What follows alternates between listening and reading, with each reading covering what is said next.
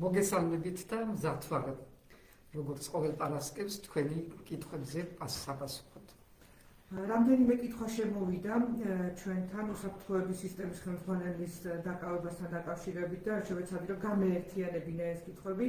თუ ქვეყნის უსაფრთხოების სისტემის ერთ-ერთი უმაღლესი ფიგურა კორუფციულ დანაშაულშია ეჭვმიტანილი, ეს ნიშნავს უკვე სისტემური დანაშაულს და სისტემურ ჩავარდნას და რატომ უნდა დაიჯეროს საზოგადოებამ, რომ ეს პრობლემა მხოლოდ და მხოლოდ ერთი პირია, ერთი პიროვნება და არა თავად ხელისუფლების მიერ შექმნილი სისტემა.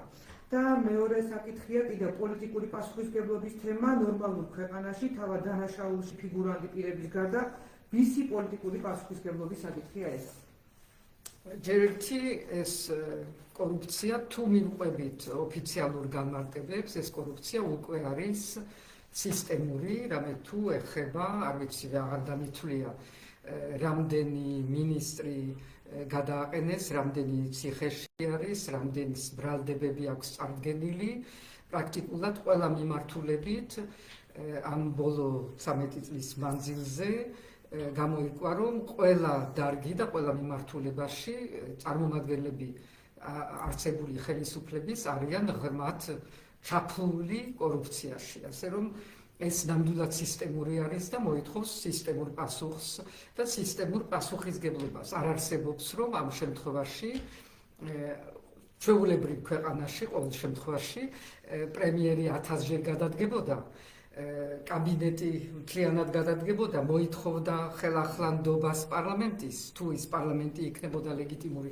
მოკლედ, ჩვენ ვართ სრულიად გამოსული ყველანაირი ჩვეულებრივ სამართლებრივი ფორმიდან და ვართ სრულიად კორუმპირებულ სისტემაში, სადაც ერთი მეორეს იცავს სანამ შეუძლია და მერე იშორებს, როცა არ უნდა რომ თვითონ მიიწეპოს ეს ბრალდებები.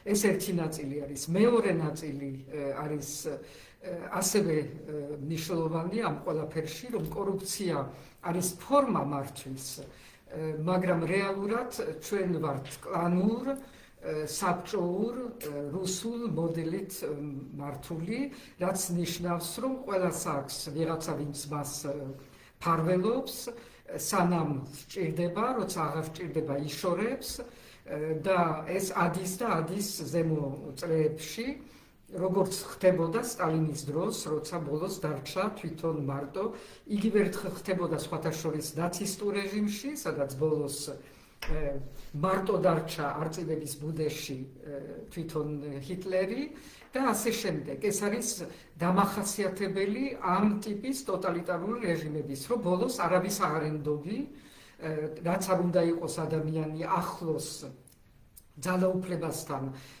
მოდის მომენტი, როცა შენ თავსაც აღარ ენდობი და ამას მოახლოვდებით ჩვენ. დაველოდოთ.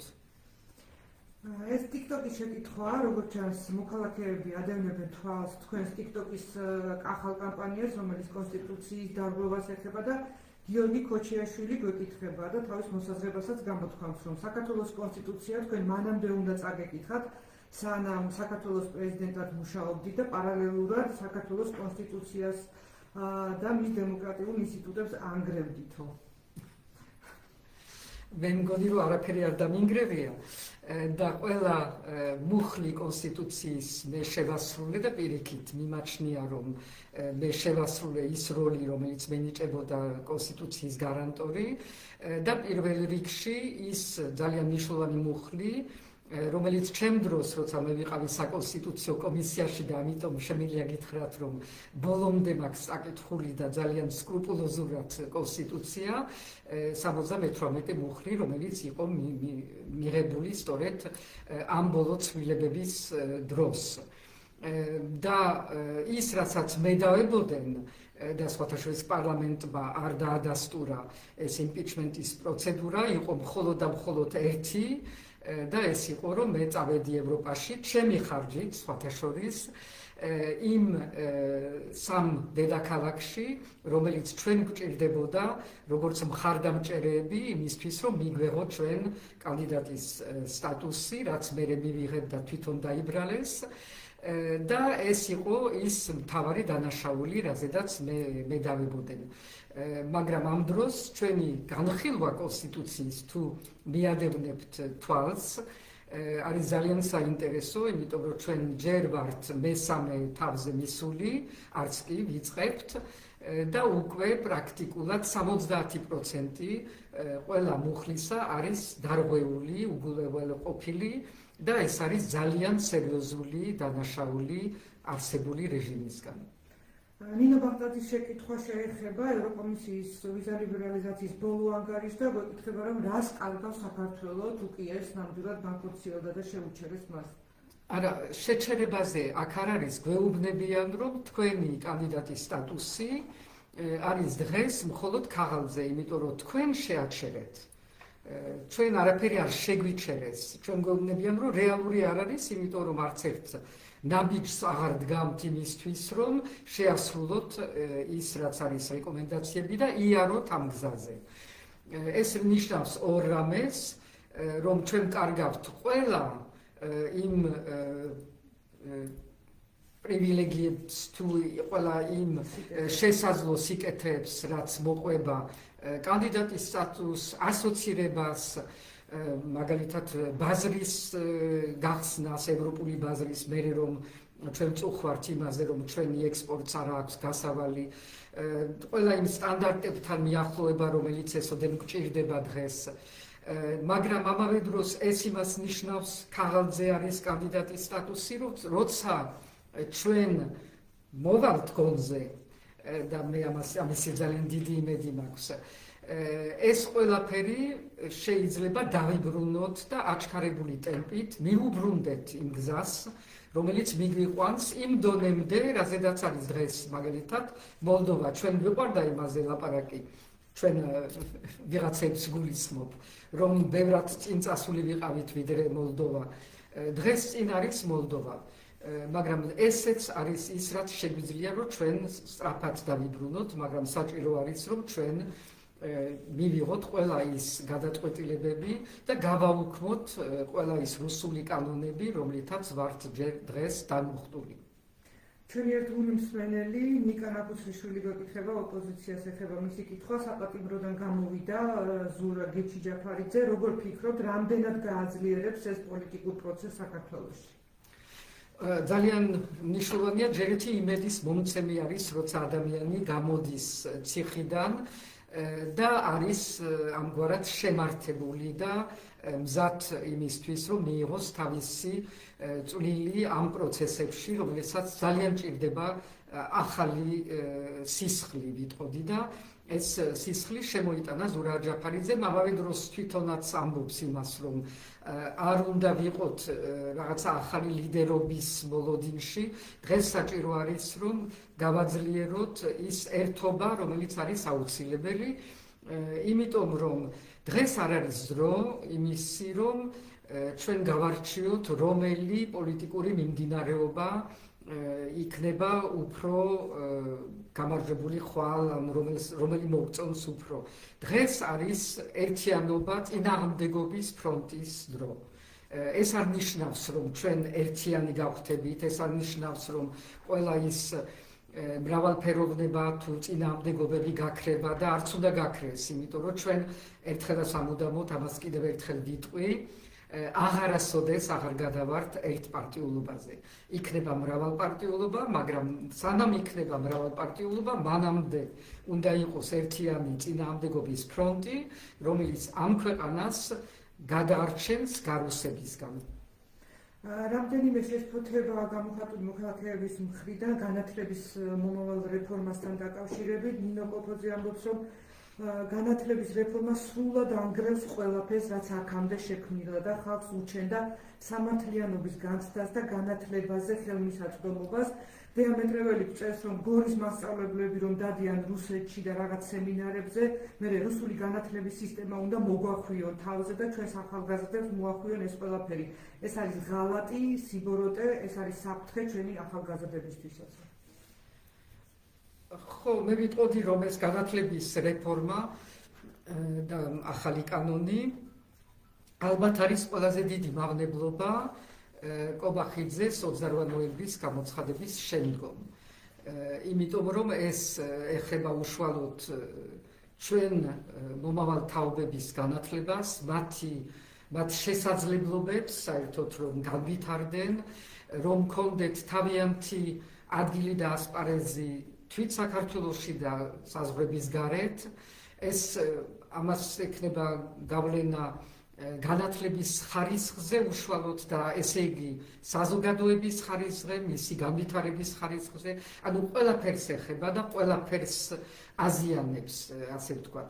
მე ამინდა ეხლა სიღრმისეულად განვიხილო, იმიტომ რომ ჩვენ მქონდა აქა შეხვედრები სწორედ ამ თემაზე, სხვადასხვა წარმომადგენლებთან ერთად განათლების სფეროდან და ვამზადებთ დოკუმენტს, რომელიც იქნება გაზიარებული საზოგადოებისთვის, იმისთვის, რომ გავაგებინოთ სწორედ საზოგადოებას მარტივ ენაზე, თუ რამდენად დამაზიანებელი არის ეს ახალი რეფორმა. ეს გვექნება ეს დოკუმენტი მომავალ კვირას და გაგაცნობთ ძალიან ოფიციალურად და იმედი მაქვს, რომ უპასუხებს ბევრ თქვენ კითხვებს და გაგაგებინებთ თუ რამდენად მართლაც სიბოროტედებს ამ რეფორმაში. მაკა ადეიშვილი გვეკითხება ფასებზე, ატეხილ აჟიოტაჟზე და ამბობს, რომ ძალიან სასაცილოა, ახლა აღმოაჩინა მთავრობა, რომ ხალხი ვერ ჭამს ყურს და მისთვის მაღალია ეს ფასები, აქამდე ამბობდნენ, რომ ეკონომიკა იზრდებოდა და ყვაოდა, ახლა კი აღმოჩნდა, რომ ევროპაზე ძვირია ყველაფერი. რას ემსახურება პრემიერის ეს განცხადებები? რეალურად. ემსახურება მარტივ პოპულიზმს ერთს მხრივ, რაც ნიშნავს კიდევ ერთხელ ჩვენ ყველა ნიშნები უნდა კარგად დავინახოთ. ეს იმას ნიშნავს, რომ არც ისე ძლიერად არ გზნობს თავს ეს რეჟიმი, როცა ჭირდება, რომ ასეთი პოპულისტური თემები გამოიყენოს თავის გასაძლიერებლად ვითომს. მაგრამ ავიწყდება ერთი რამე, რომ ჩვენი საზოგადოება შეიძლება არ არის თავისუფალი გამოხატვაში დღეს, რადგან იმდენი რეპრესიული კანონი მიღებული იქნა, რომ პრაქტიკულად ჩახშობილი არის ის ბუნებრივი პროტესტის გამოხატვა, რაც უნდა არსებობდეს თავისუფალ საზოგადოებაში, მაგრამ ფიქრი ყველას შეუძლია და ჩვენი საზოგადოება ამ კუთხით არის ძალიან მზათი მისთვის, რომ გაანალიზოს იმის, რასაც ეუბნებიან და ძალიან კარგად ესმის, რომ როცა პრემიერ ეუბნება, რომ პრობლემა არის ფასების ზრდაზე, 13 წლის თავზე, როცა ამდენი ხანი არის, ყველას გვეუბნებიან, რომ ეკონომიკა დუხს და გადადუხს მხოლოდ თავიანთი მილიონები, რაც მოხვეჭეს ამ პერიოდში და ძალიან კარგად ხედავს რიგითი მოქალაქე, როგორ აესახება ეს დუღილი თავის შემოსავლებზე და თავის ცხოვრების დონეზე, ამიტომ ვერავის ვერ მოატყუებს. რაც ეხება უცნაური არის ის, რომ ამაში უცებ მოიგერიებს ევროპის ფასებს და თურმე რაღაცა არის, რაც მოგწონს ევროპაში, თუ მოგწონს რაც არის ევროპაში, მაშინ გამოვიტანოთ. ძალიან მარტივი ფორმა არის იმისი, რომ ფასები დააკონტროლო და დაუწიო, ეს არის დერეგეს რეფორმა იმ კუთხით, რაც არსებობს თითქმის ყველა ევროპის ქვეყანაში, სადაც ძირითადი სასურსათო პროდუქტებს ზე დერეგე არის დაწეული 5%, 6%, სადღაც 7% მაქსიმუმი, როცა ჩვეულებრივი დერეგე რჩება 18% ან ზოგჯერ მეტი. ამიტომ თუ რამე უნდა ქართულ ოცნებას, ძალიან მარტივი არის, ხო იციან როგორ მიიღონ კანონები ერთ დღეში და ორ დღეში. ასე რომ მხოლოდ რეპრესიულ კანონებს კი ნუიღებენ ერთ და ორ დღეში, მიიღონ ასეთი კანონი და ამას ექნება იმთავითვე შედეგი ამ ფასებზე, თუ ეს არის მიზანი. ეს რჩება გაითვალისწინონ. რაც ეხება ფასებს, ახლა დღეს მეორე პოპულისტური თემა გამოაგორეს, ეს არის მედიკამენტების ფასები. ეს თემა უკვე იყო ღარიბაშვილის თემას ერთი 3 წლის წინ, თუ არ ვცდები, და არ მოყვა ის შედეგი, რაც უნდა ყოფილიყო, ანუ ფასების დაკლება და თუ რამე მოყვა იმ პირველ ვითომს და რეფორმას, მოყვა ის, რომ ხდება დეფიციტი ზოგი მედიკამენტების, როგორც ეხლა ხან იყო ინსულინის დეფიციტი და ასე შემდეგ. ეს არ არის მართვა ამ სფეროსი ეს სფერო შეიძლება იყოს მართული მხოლოდ ერთის მხრივ ჯანდაცვის რეფორმით და ჯანდაცვა ნამდვილად ეხმარებოდეს ადამიანებს, რომ ის აუცილებელი მედიკამენტები მათთვის მისაწვდომი გახდეს და მეორეს მხრივ ბაზრის თავისუფლებით, კონკურენციით, ნამდვილი კონკურენციით და არა იმითი, რომ რაც გვეუბნება კობახიძე ერთი აფთიაკი ერთ ქალაქში თუ რაღაც გამოიგონა კიდე. არაქსელური და არა ის. არა, ნამდვილი კონკურენცია, ნამდვილი თავისუფალი ბაზარი არის ის, რაც ერთი მხრივ უნდა არსებობდეს და მეორე მხრივ ხელისუფლება უნდა მართავდეს ჯანდაცვის სისტემას ისე, რომ ყველას ვისაც ნამდვილად ჭირდება, იმას გქონდეთ ის აუცილებელი მედიკამენტები, ეს ეხება საპენსიო ასაკის ადამიანებს და ეს ეხება იმ ადამიანებს, რომელსაც აქვთ გრძელვადიანი დაავადებები. ლევან კირცხალიაკოს რომ დაიწყო ახალი ტალღა, ახალი ჯარიმები, ალბათ იქნება ახალი დაჭერებიც, რას ფიქრობთ რეპრესიულ კანონზე, ტროტუარზე დგომასთან დაკავშირებით, სადამდე შეიძლება მივიდნენ, სუნთქვაც კი შეიძლება ავიკრძალონ. ეს არის ამ რეჟიმმა ქართულ ოცნებამ დაგვპირდა მშვიდობა, ვითომც ეს იყო ყველაფრის სანაცვლოდ, რომ მშვიდობა არ გინდათ და ეს არის, რასაც დღეს აწარმოებენ ქვეყანაში, ეს არის რეალურად ომი. ომი საკუთარ მოსახლეობის წინააღმდეგ, რომელიც ყოველდღიურად არის გაჩაღებული რეპრესიული კანონებით და ყველანაირი აკრძალვებით. თურმე მე არ შეიძლება, თქვენ არ შეიძლება გაჩერდეთ ტროტუარზე, უნდა გაატაროთ რუსები. Fake account-იდან გვეკითხებიან, როგორც ჩანს, ვერ ბედავენ გამოჩენას, თქვენი ბაბუა, კედია საფრანგეთში დააზვერვითი საქმიანობით იყო დაკავებული. მან საქართველოდან განძიც კი გაიტანა და წაიღო, არაპირებთ ამ განძის დაბრუნებას.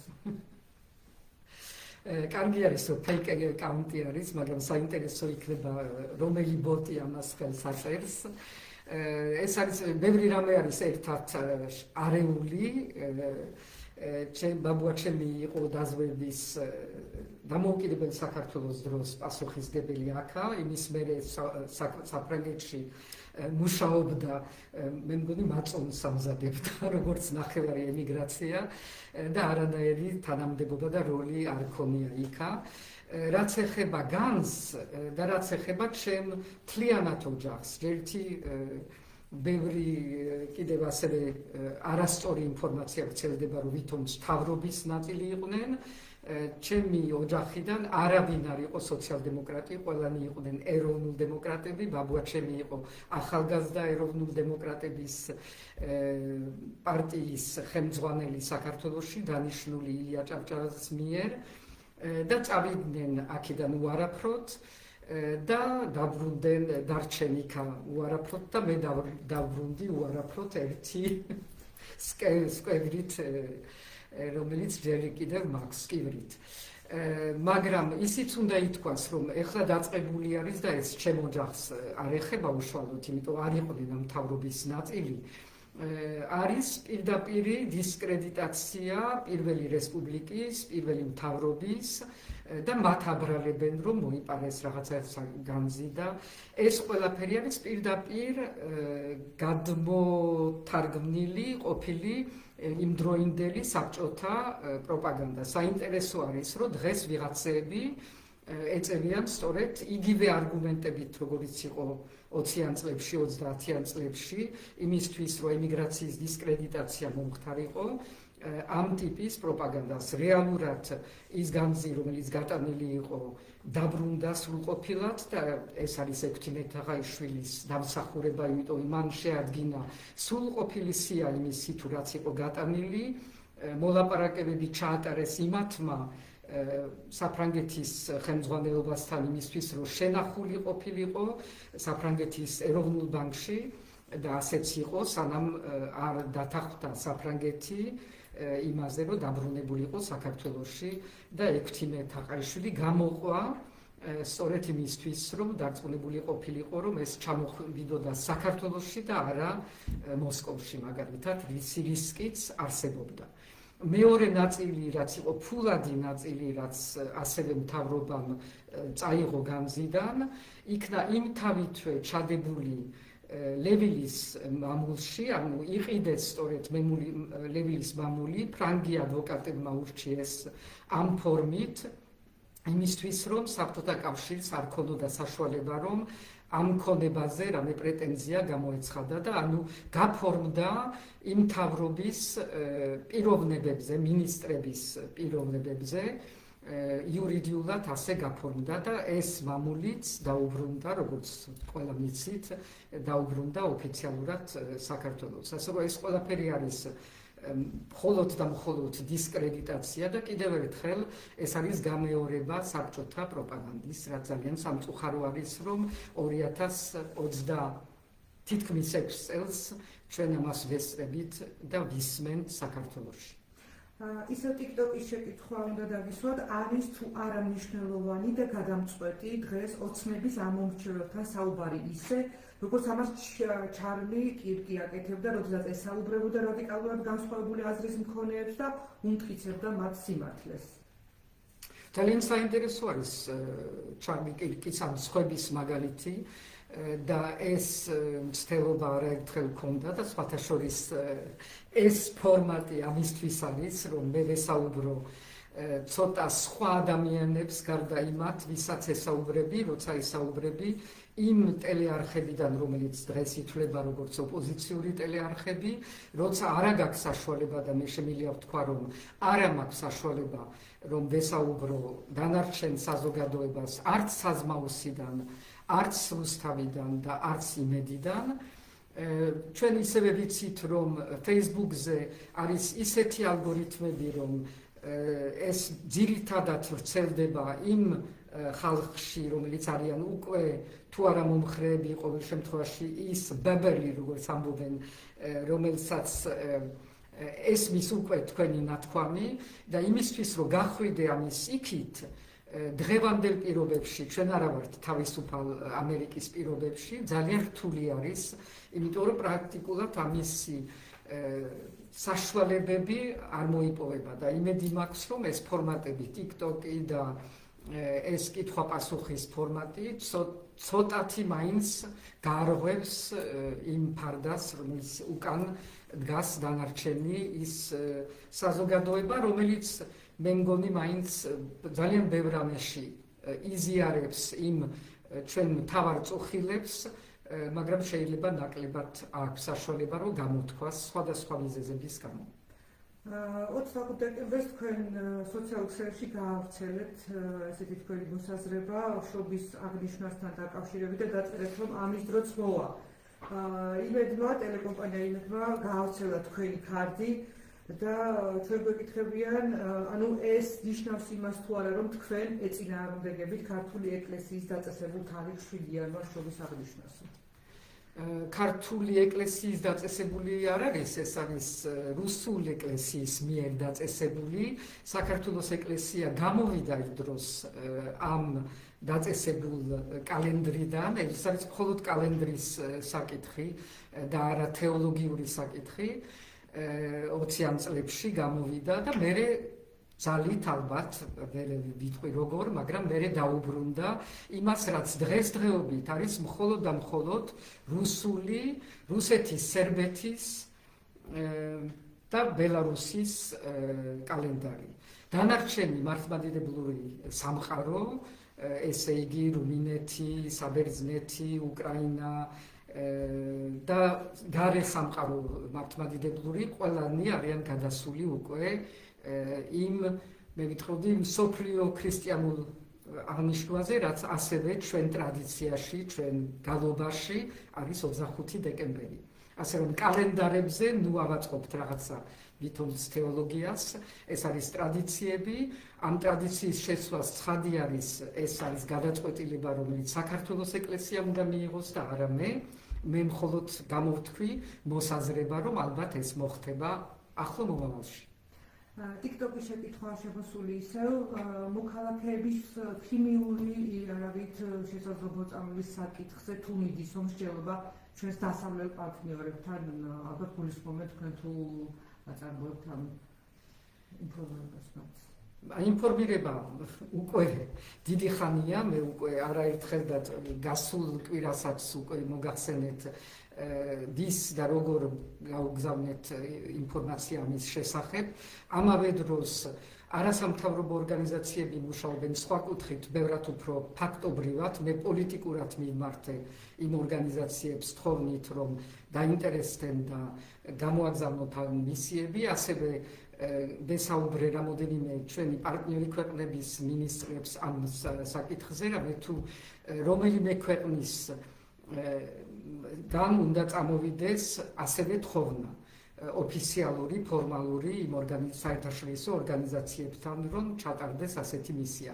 ეს მიმდინარეობს თვითონ მათ შორის საუბრები, ეხლა არაფერს არ უნდა ველოდოთ ამ ახალწლების პერიოდში, იმიტომ რომ იქ საცივი არ აქვთ, მაგრამ მაინც არის უქმე დღეები და ალბათ იანვრიდან ხელახლა განახლდება ეს საკითხი და ამაზე მსჯელობა, მაგრამ ამითი გრძელდება ის თემა, რაზედაც უკვე ვისაუბრეთ ახლა ხან, რომ ეს არის ნაწილი იმ ომის, რომელიც გამოცხადებული არის ქართული ოცნების მიერ საკუთარ საზოგადოების და მოქალაქეების წინააღმდეგ.